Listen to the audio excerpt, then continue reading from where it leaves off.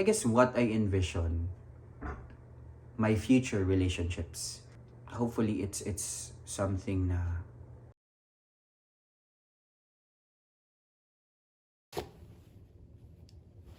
I think the thing about COVID was I wasn't really able to.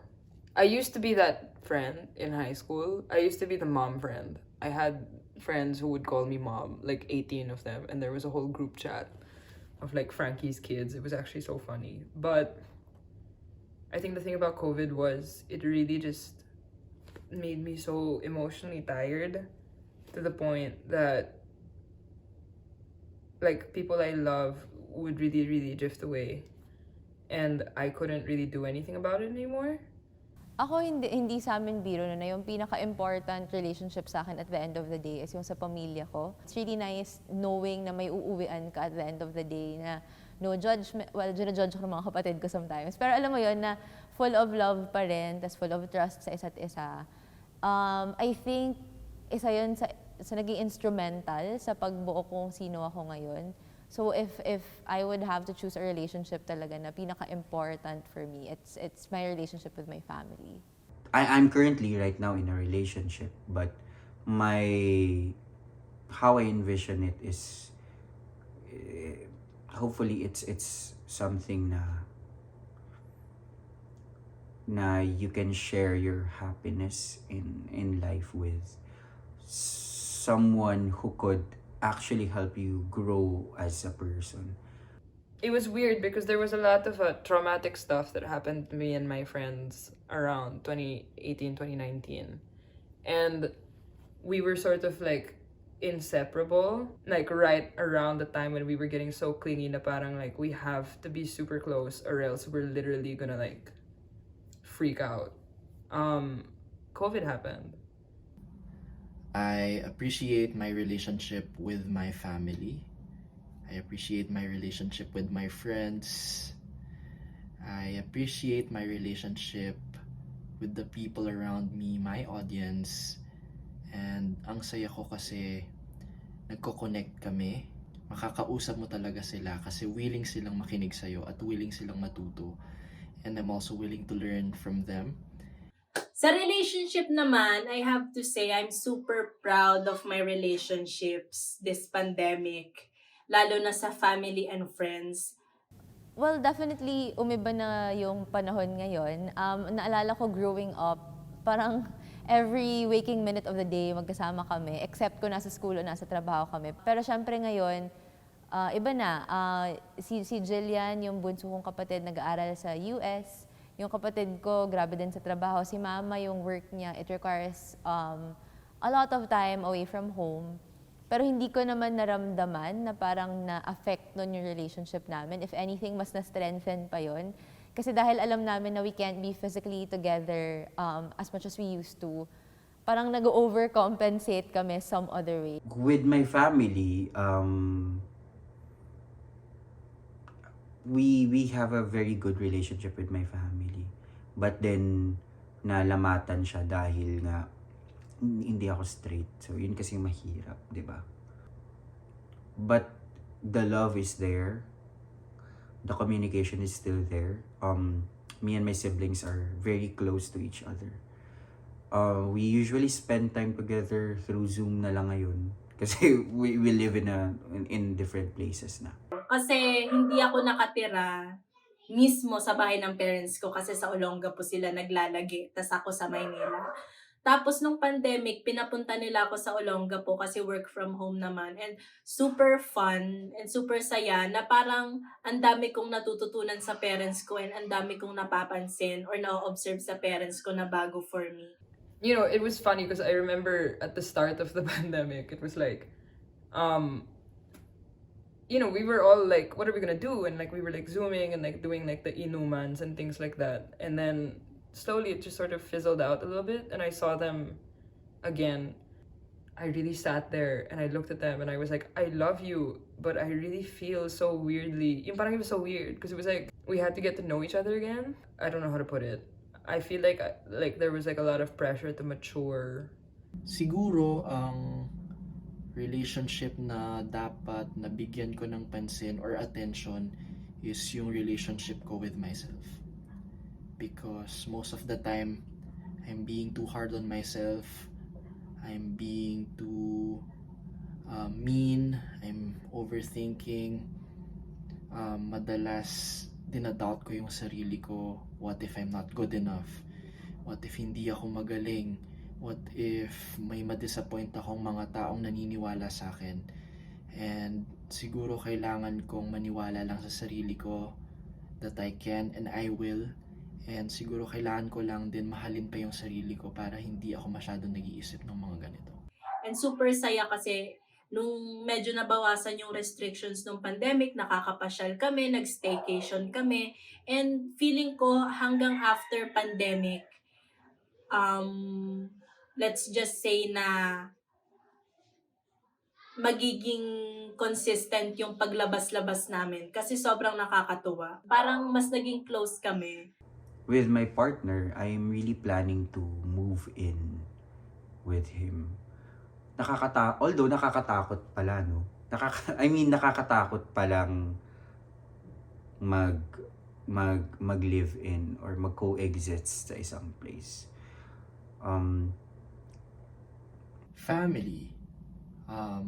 Super simple lang. Whenever I spend time with my family, masaya na ako kapag nakakapagkwentuhan lang kami. Kapag nasa province ako, masaya na ako kapag nanonood lang kami ng movies together, kapag kumakain kami ng lutong bahay, and quality time. I'm really grateful for my family because I don't think I could have survived COVID without them. That's the thing about me now. I think that COVID led to me being like, I used to be such a big extrovert. Like I would really, reach out and be that friend and everything. And then COVID just made me like. Pero hindi ko din alam kung nakwento na to before. Pero ang tagal na namin hindi nakabakasyon as a family. And honestly, isa yun sa mga nilolook forward namin dati yearly na parang kahit gaano kami ka-busy, we have that one family trip to look forward to. Na sana matuloy. And ngayon parang it doesn't even matter where it's going to be as long as magkakasama kami. Doing something other than the ordinary na nasa bahay lang kami. That would be nice.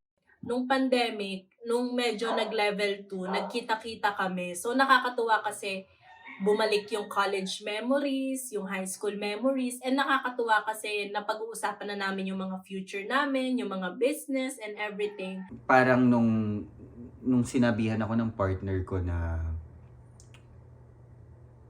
we should try to look for an apartment, it was an exciting idea. Syempre, parang shit, game ako dyan. Pinapangarap ko yan. Pero nung palapit na siya ng palapit, nakakatakot pala siya.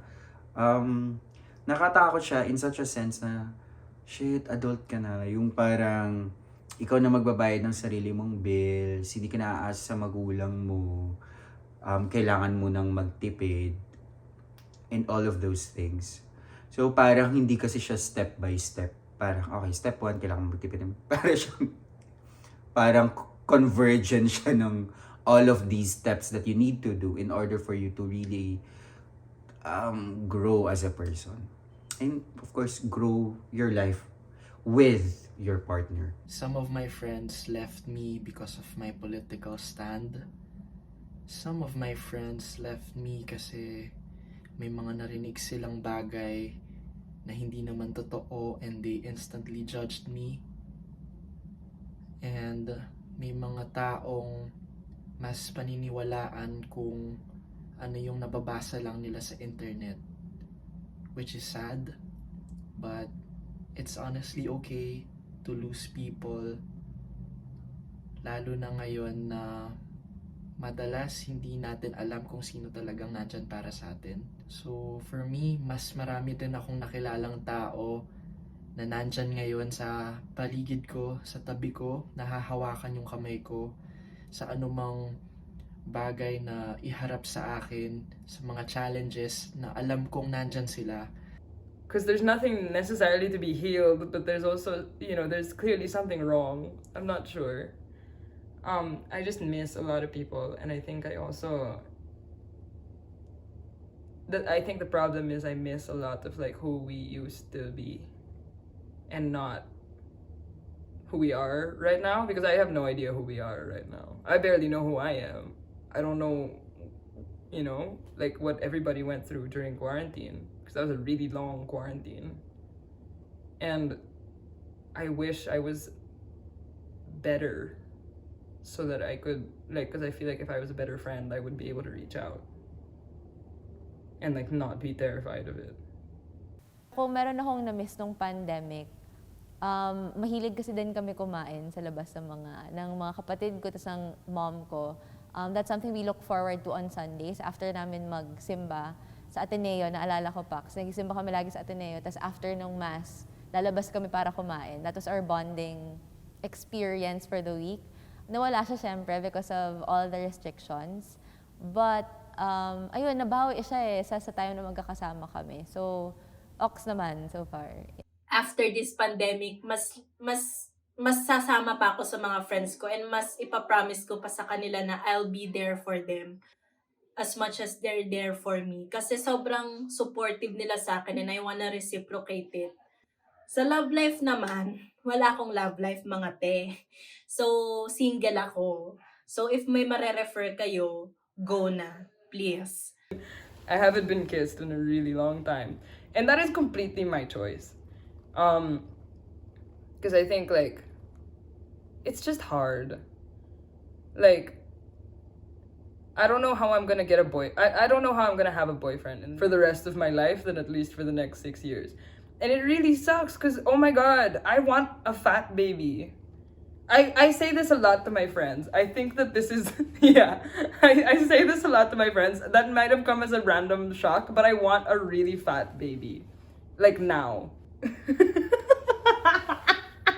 I'm honestly considering going home with a child so that my parents can ask me, who's this? And I can be like, you're a po. And they'll be like, what? Like, what's happening? Romantic relationship. I'm single and I'm afraid to be in a relationship again because I got cheated on. And it's the worst feeling in the world. So, I don't know, I'm just gonna focus more on myself. And I'll focus more on being me. Focus more on growing. I'll focus more on achieving my goals and dreams. And yeah, it's very important to just simply love yourself first before you love someone else. Actually, mahirap. Yung joke sa akin ng mga kapatid ko, ako yung walang bagong kaibigan all the time. Hindi kasi talaga ako malabas. So I hate going out unless it's for something essential, like for example, school or work. But I think if anything, yung pandemic, pinakita talaga sa akin which, not naman to be more selective of the friendships you keep, but I think mas tinuruan ako noon na parang mas binavalue mo yung circle na nandyan talaga. And ako, I have a very small circle, but I can say na yung relationship namin, it can't compare. Strong yung relationships na na-forge ko dun sa mga friends na alam ko talagang nandyan, basically. So those are the relationships that are really like on my brain.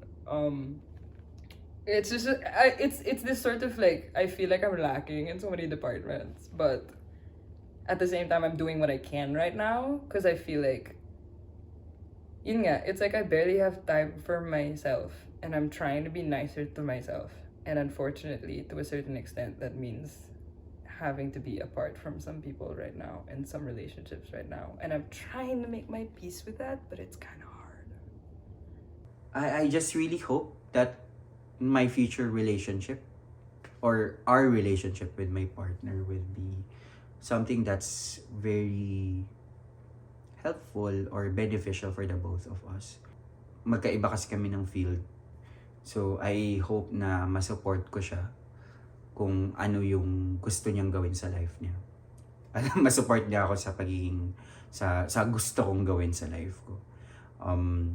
Yun, I aspire to for us to really develop that kind of mindset and communication within our relationship. Siguro hindi pa ako ready magkaroon ng relationship for now kasi nagfo-focus ako sa self-love ko and sa mga goals ko.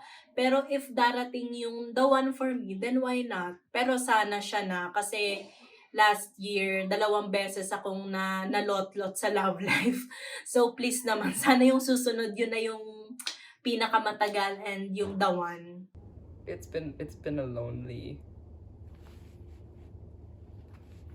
4 years, which is not like, I don't know, but yeah, I think my relationship with myself has to get better first for all those to get fixed, if that makes sense again.